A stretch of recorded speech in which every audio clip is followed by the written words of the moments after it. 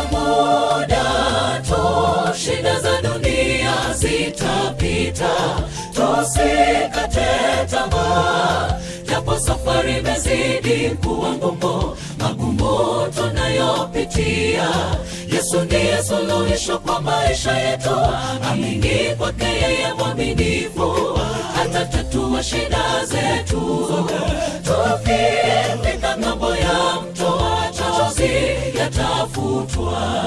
Ni kwa muda tu, shida za dunia zitapita, tusikate tamaa, japo safari imezidi kuwa ngumu, magumu tunayopitia.